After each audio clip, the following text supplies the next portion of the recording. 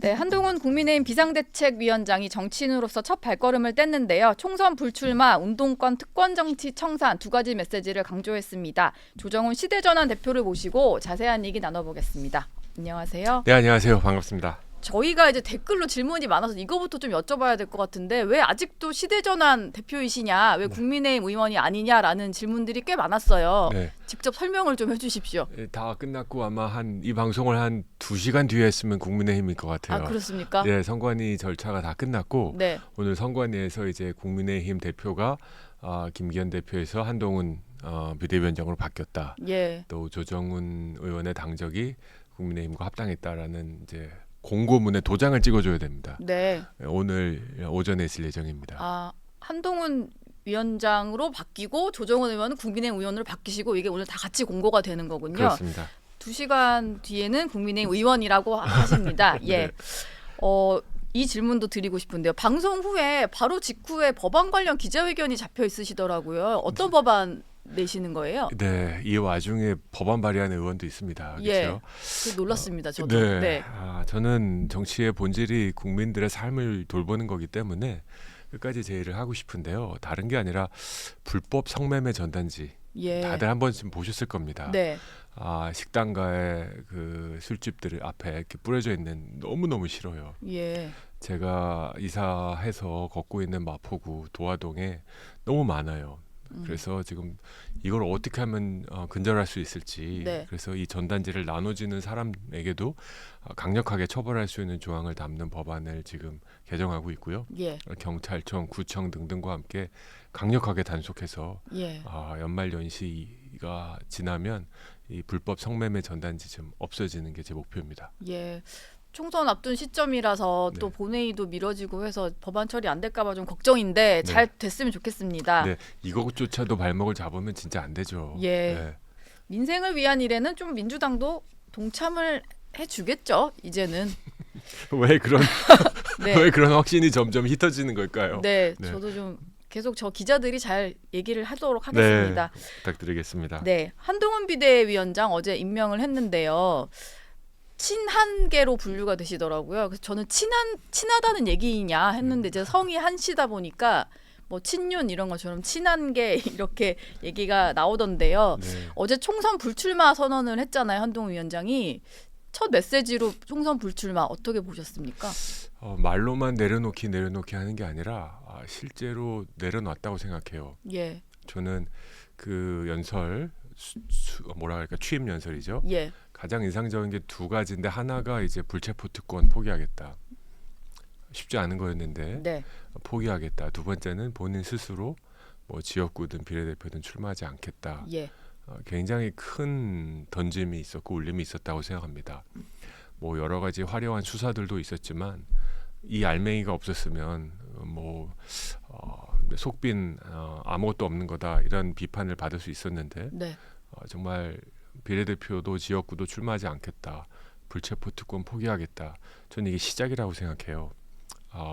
우리 국민의힘 정치가 국민 눈높이에 다시 맞게 보완되기 위한 하나의 시작, 네, 내려놓기의 시작이다. 민주당에서 굉장히 당혹스러울 거라고 생각합니다. 지금 뭐 불체포 특권 뒤에 숨어 있는 의원이 한둘이 아니고, 그렇죠. 그렇죠? 서로 뭐 출마하려고 지금 아우성이잖아요. 근데 극적 대조를 이루고 있다 싶습니다. 네. 그 불체포 특권 얘기를 해주셨는데 이게 일단 앞으로의 공천 방향에 있어서도 중요한 뭐 기준이 될 것 같고요. 그 외에 취임사 중에 좀 인상적인 부분이 있으셨을까요? 사실 어제 꽤 긴 수락 연설이었고 눈에 띄는 단어들도 꽤 많았었거든요. 의원님 보시기 좀 어떠셨어요? 그 my fellow citizen, 이제 예. 동료 시민이다. 라는 표현은 아마 보수 정치인 중에 처음인 것 같습니다. 네, 저도 계속 제 워딩은 계속 우리 시민들을 위한 정치를 하겠다. 이 국민의 국자, 그러니까 국가를 위해서 국민이 존재하는 것이 아니라 이제는 예, 국가는 시민을 위해서 존재하는 거다라는 인식의 전환이 있었다고 생각합니다. 네, 굉장히 신선했고요. 일견 충격적이기도 했다고 생각합니다. 예. 그게 동료 시민이라는 말이 오바마 전 대통령 연설에서도 등장을 했고 그렇죠. 뭐 그렇다고 하더라고요. 예. 이 굉장히 중요한 의미입니다. 네. 이걸 문자 그대로 한번 100번 정도 곱씹어 보면 진짜로 다시 이 한동훈 장관과 제가 그렇게 각을 이루고 싶었던 586 운동권들이 정치를 바라보는 시각은요. 네. 지배 계급입니다. 예. 내가 국회의원이 돼서 정치인이 돼서 말은 안 하지만 선거 기간 동안 한 3, 4주 열심히 고개 숙이고 다니면 네. 평생 지배 계급으로 살 수 있다. 이 지배 계급으로서 군림하는 사람들에게 시민들은 동료 시민이라는 단어가 쓸 수 없죠. 그렇죠. 왜냐면 내가 예. 위에 있으니까. 네. 밑으로 내려다 보니까. 근데 한 장관, 이제 장관이 아니죠. 예. 위원장. 한 위원장. 네. 이 입에 붙으셔야 될 텐데. 네. 예. 동료 시민, my fellow citizen이라고 썼다는 것은 시작에서 눈높이에서 국민들의 눈높이에서 1cm도 높아지거나 낮아지지 않겠다라는 결심인 것 같아요. 네. 굉장히 어려울 겁니다. 왜냐하면 다들 국민의힘에서 벌써 이렇게 막 붕붕 띄우고 있잖아요. 여론들에서. 예. 근데 제가 한동훈 위원장 네. 에게 한동훈 위원장. 정말 애정어린 충고한다면 이 취임 연설문에서 동료 시민이라고 했던 거 좌우 구면 이렇게 고민하지 말고 시민들의 눈으로 봤을 때 옳지 않은 것은 옳지 않다고 적절치 않은 것은 적절치 않다고 얘기하는 정치를 앞으로 해나가시면 지금보다 더 큰 박수를 받으리라 확신합니다. 예. 어제 그 취임사의 마지막 부분에 등장하는 이제 표현이 뭐 같이 함께 하자 뭐 이런 얘기를 하면서 바로 지금 뭐 이런 얘기를 했는데 그때 뭐 이런 얘기를 했거든요. 그게 서태지와 아이들의 네. 환상 속의 그대 가사를 좀 차용했다고 해요. 근데 네. 저는 사실 서태지라는 가수의 뭐 가사말을 이용했다라고 하는 거에서 뭔가 진짜 70년대생 X세대 정치인이 등장한 거구나 이렇게 좀 느낌이 왔거든요. 맞아요. 네. 아주 오래전에 한 장관하고 그 한 위원장하고 그 식사 자리를 했을 때 서로 이제 그 구의학번으로서 네. 학생 운동이 끝물, 그다음에 새로운 시대의 시작, 그 상징은 서태지였다. 예. 저도 학생 운동을 조금 기웃기웃 거리다가 대학교 1학년이었습니다. 저는 그때 서태지와 아이들이 난 알아요가 그 신촌의 그 레코드 가게에서 흘러나오는 걸 보고 네. 그 자리에서 제가 끝까지 들었어요. 예. 그 뒤로 저는 다시 학생 운동 안 했습니다. 저를 열어준 것 같은 느낌이었어요. 이런 음악도 있을 수 있구나. 네. 이런 가사도 있을 수 있구나.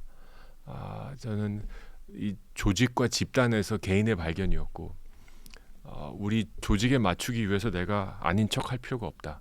나는 나다. 예. 서태지와 아이들의 메시지는 나는 나다. 네. 나는 나의 길을 간다거든요. 예. 그걸 인정해 달라.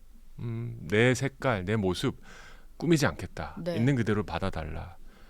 저는 한동훈 장관의 모습이 여의도 문법, 여의도 사투리 쓰지 않겠다. 예. 해도 안 된다. 네. 난 내 길 가겠다.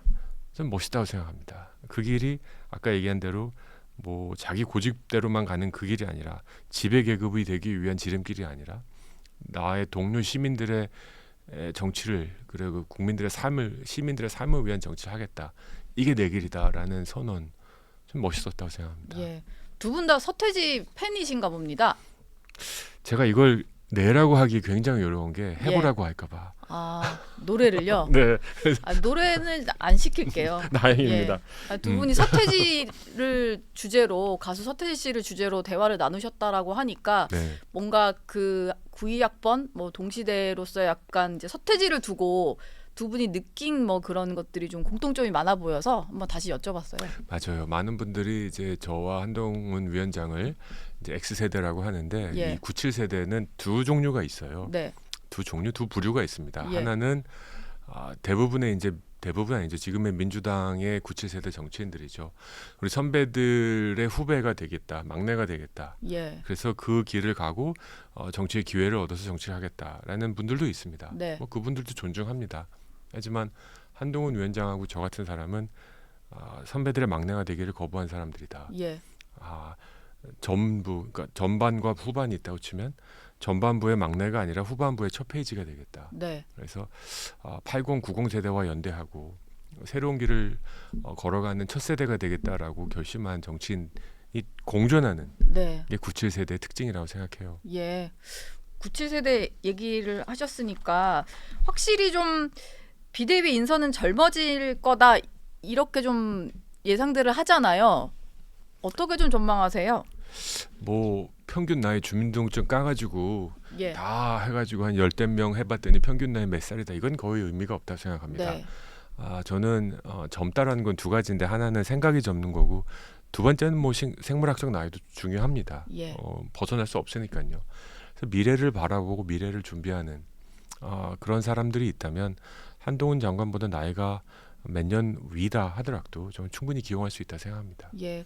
어제 한동훈 장관이 그 정교하고 좀 속도감 있게 뭐 정책을 추진할 것처럼 얘기를 하셨었거든요. 사실 이제 의원님과도 법사위에서 뭔가 정책과 관련해서 얘기를 하다가 좀 두 분이 친해지신 거잖아요. 맞습니다. 최근에도 그래서 소통을 하실 것 같은데 한 장관이 지금 당에 들어와서 좀 가장 관심 있게 보고 있는 뭐 지금 저희가 이제 기자들이 취재하는 것은 비대위 인선 이런 부분이지만 사실 한 장관은 인선뿐만이 아니고 앞으로 본인이 보여줄 만한 정책 이슈들에 대해서도 관심 많을 것 같거든요. 최근에 좀 주로 어떤 얘기 나누셨어요? 뭐 최근에 나눈 얘기를 넘어서 한동훈 비대위는 대략 30일 안에 승부가 나야 됩니다. 네. 30일도 실은 긴 시간이죠.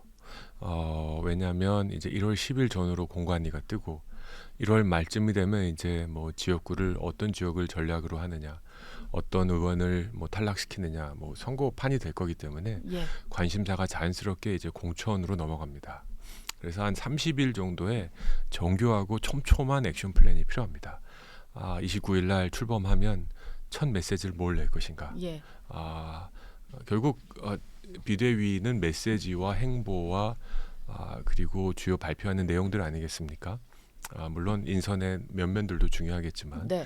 30일 플랜은 아주 촘촘히 짜고 하루하루가 승부수다라는 예. 생각으로 나가야 되고 따라서 비대위도 그렇게 크게 꾸릴 필요는 전혀 없다고 생각합니다. 인원이 최대 15명까지 할 수 있는데 그렇게도 저는 필요 없다고 보십니까? 최소로 해야 된다고 생각합니다. 예. 뭐 탕평책을 쓴다고 불편한 사람들 다 모이는 게 아니라 한동훈 비대위원장은 임명직 권력입니다.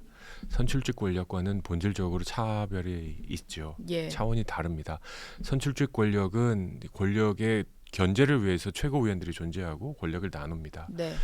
비대위원장은 임명직 권력이기 때문에 본인이 혼자 책임을 지는 겁니다. 비대위원들은 위원장을 도와주는 사람들이지 예. 권력을 나눈다라는 의미는 적절하지 않습니다. 따라서 자기가 부족한 부분을 보완해 줄 수 있는 사람들, 네. 그것이 5이면 어떻습니까?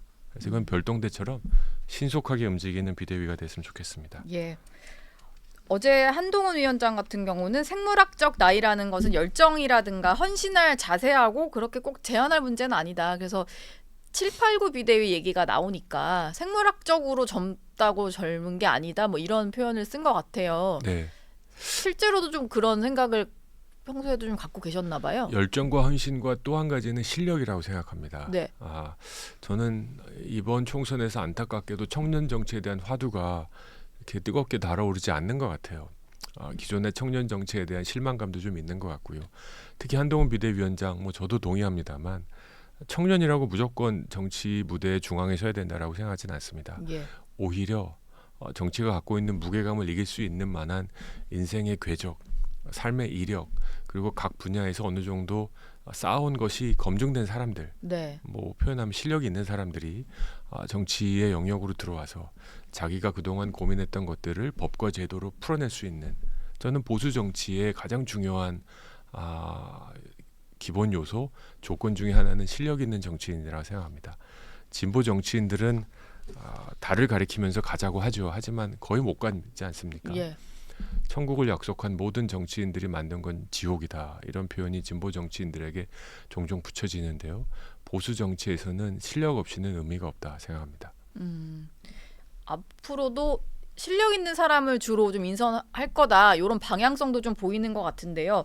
어제 그 임명 직후에 발탁한 인사가 또 눈길을 끌었는데 비서실장 인선을 바로 발표를 했거든요. 근데 75년생 김영동 의원 영남 초선인데 두 분이 사실 접점이 없는 것 같더라고요. 그래서 김영동 의원도 어제 한동훈 장관이 이제 그 바나나 단지 우유 먹는 취향을 처음 보고 그걸 좋아하시나 봐요. 이런 얘기를 둘이 나누시는 걸 보고 두 분이 진짜 친분이 없구나라는 생각이 들었는데 예. 이 75년생 김영동 의원 발탁은 좀 어떤 배경이 있었다라고 봐야 될까요? 신선하죠. 제가 예. 짐작컨대 아마 이민청과 관련해서 서로 이제 법률과 김영동 의원은 제가 좀 압니다. 네. 뭐 75년생이고 그다음에 한국노총 출신이고 국민의힘에서 꽤 개혁적인 목소리를 내고 있고요. 그 과정에서 이제 알게 된 건데요. 저는 한동훈 장관이 김영동 의원을 비서실장 임명했을 때 두 분 다 참 어려운 결정했다 싶습니다. 예. 비서실장은 어떻게 보면 자기 뭐라 그럴까요? 자기 혀처럼 움직일 수 있는 사람이고 네. 김영동 의원은 의원으로서 지금 해야 될 일이 한두 개가 아닌데 네. 비대위의 비서실장을 맡았다라는 거 이제 지역에 대한 굉장한 그 결심이거든요. 두 분이 잘 케미를 맞췄으면 좋겠고 뭘 드러내는가 한 장관이 여의도에 기웃거린 적이 없다라는 걸 증명하는 것 같아요. 기웃거린 적이 없다. 네. 예, 그 말씀이 좀 맞는 것 같아요. 네, 여의도에 기웃거린 적이 없어서 뭐 정치 검사라는 표현 적절하지 않다. 네. 한동훈 장관을 정치 검사라고 하면 진짜 대한민국 검사 모두가 정치 검사가 될 수 있다. 예. 그래서 여의도를 굉장히 어색해했고 여의도에 대한 원래 이래라는 거 왜 그래? 네. 항상 여의도 원래 이래 왜 그래? 네. 처음부터 끝까지 왜 그래? 그래서 여의도 문법, 여의도 사투리를 싫어하는 게 저에게는 그럴 수 있다 싶습니다. 예. 어제 그 왜 국회에서 연설을 하지 않고 당사에서 하는지도 좀 궁금해 하시더라고요. 한 위원장이. 그리고 당사 크기가 큰지도 막 기자들한테 미리 먼저 물어보시고 그래서 당사 와본 적이 없었지 이 생각이 좀 들어서 저희도 약간 신선했는데 그런 식의 질문이 지금 민주당에서는 뭔가 한동훈식 어법이 좀 새롭고 민주당 향해서 콕콕 찌르는 게 있잖아요. 불출마 선언을 먼저 해버리고 불체포 특권 포기하는 사람만 공천 주겠다고 해버리는데 그럼에도 불구하고 계속 윤석열 아바타다, 김건희 호위무사다 이런 식의 어떤 단어를 붙이고 있거든요. 민주당에서 자꾸 이렇게 하는 것은 뭐 국민에게 반향이 좀 있을까요? 저는 민주당의 반응을 보고 정말 대실망했습니다. 예. 두 가지의 반증이라고 생각해요. 하나는 실력 없음. 두 번째는 본인들이 굉장히 지금 곤혹스러워함. 이 두 가지라 생각해요. 실력 없음은 한동훈 장관의 연설문에서 빠진 게 뭔가를 고민해야 됩니다. 네. 저는 한동훈 장관의 연설문 아주 적절했다고 생각하는데 굳이 하나를 넣자면 이번 총선 이후에 또는 대한민국이 어떻게 살아가야 될지. 예. 결국 저는 민주당을 지지하는 국민도 우리 국민들이시잖아요. 어떻게 그분들을 품을지, 네. 통 큰 정치를 어떻게 할지 이런 얘기를 하는 게 좀 아쉽다라고 민주당에서 만약에 평을 했으면 한동훈 장관도 고개를 끄덕였을 수 있습니다. 그 부분은 수용했을 수도 있겠네요. 그렇죠. 네. 왜냐하면 결국 정치란 게 죽고 사는 싸움이게 되지만 그 싸움 끝나고 나면 다시 같이 살아야 되는 거거든요. 예. 대한민국이니까. 네. 그래서 그런 메시지가 없었다라고 한마디 던졌으면 한동훈 장관도 뭐 참조하겠다 이러면 될 텐데 괜히 좀 점잖해져라, 좀 겸손해져라, 윤석열 아바타다. 그러니까 민주당은 결국 자기네 지지층들에게만 소구력 있는 메시지만 계속 발신하는 것 같고 예. 이 과정에서 본인들이 갖고 있는 불체포 특권에 대한 집착 그리고 국회의원이 되기 위해서 뭐든지 다 하려고 하는 그 추한 모습들이 그대로 드러날까봐 지금 전전긍긍하고 있다. 예. 그래서 민주당의 실력 없음의 저 끝은 어딘가 좀 아쉽기까지 합니다. 예. 그리고 진짜로 고민스러운 건 민주당의 97세대 의원들이 여럿 있거든요. 네. 뭐 이름은 거명하지 않겠지만 다 아시잖아요. 예. 그분들은 어떻게 생각하는지 어제 취임 연설을 네. 진짜로 그분들조차도 뭐 일절 논할 거 없다. 뭐 윤석열의 아바타라고 하셨는지 예. 아니다. 이게 맞다. 이제 민주당도 이제 바뀌어야 된다라고 민주당 내에서의 도발, 네. 민주당 내에서의 개혁을 다시 한번 시도하실지 궁금합니다. 일단 내부적으로는 민주당에서도 너무 한동훈 장관에 대해서 이렇게 그냥 평가절하하는 모습 그것만으로는 우리에게 얻어지는 것이 없다. 그래서 우리도 이걸 발판으로 쇄신해야 된다 이런 목소리가 나오는데 그게 내부적으로만 있는 것 같아요. 폭발적으로 이제 공개적으로 터져 나오지는 않는 뭐 그런 것 같은데요. 한동훈 비대위원장이 일단 좀 맞닥뜨릴 숙제가 하나 있잖아요. 아까 뭐 저희가 구자룡 변호사와도 얘기를 나눴는데 내일 당장 국회에서 본회의가 있고 특검법 민주당이 아마 단독으로라도 처리를 하지 않을까 이런 생각이 좀 드는데 최근에는 보면은 윤석열 대통령 일정에 김건희 여사가 동행은 하지 않더라고요. 이게 지금의 어떤 이런 상황 그리고 한동훈 위원장 일단 임기가 시작이 됐으니까 좀 부담을 덜어주려는 거다 뭐 이런 얘기도 있는데 어느 정도 좀 힘이 실릴 거라고 보세요? 지금 용산에서도 여사 일정을 줄이고 이런 상황이. 네, 민주당은 뭐 정권 시작한 이래로 처음부터 끝까지 이제 김건희 여사가 가장 약한 고리라고 생각하고 예. 집요하게 공격하고 있죠. 네. 아마 이렇게 오랫동안 공격을 받아본 영부인이 있을까 싶을 정도로 공격을 하고 있습니다. 뭐 원칙은 명백합니다. 법 앞에 누구도 예외가 있을 수는 없습니다. 네. 그리고 국민들이 갖고 있는 질문, 의혹들 명명백백하게 사실관계는 밝혀야겠죠. 그리고 만약에 법적인 조치가 필요하다면 해야겠죠. 네. 그걸 뭐 누가 부정하겠습니까? 한동훈 위원장, 윤석열 대통령조차도 그건 당연히 맞다고 하실 거라고 저는 확신합니다. 다만 이 과정에서 지금 현재 특검법을 지금 모양으로 통과하는 것이 국민의 뭐라 그럴까요? 궁금함과 의혹을 해소하는 길이냐? 저는 그렇게 생각하지는 않습니다. 예. 제가 작년인가요? 재작년에 김건희 특검법 반대하면서 난리가 났었지 않습니까? 네. 저는 그때 생각으로 다시 돌아가 봅니다. 그때 만약에 특검법이 통과됐으면 우리 정치는 그 이후에 1년 반 동안 올스탑이었을 겁니다. 어떤 것도 통과하지 못하고 수사 생중계했잖아요. 예. 그 법에 의하면 네. 거의 모든 정치부 기자가 다 서초동 가서 진치고 있었을 겁니다. 음. 대한민국 정치 멈췄을 거라고 생각해요. 네. 저는 사실관계는 사실관계인데 확인하지만 우리가 지금 만만한 시대가 아닙니다. 특히 내년 2024년은 미국을 비롯한 주요 선진국의 대선과 총선이 있는 해입니다. 예. 세계 질서가 어떻게 바뀔지 모르는 상황이거든요.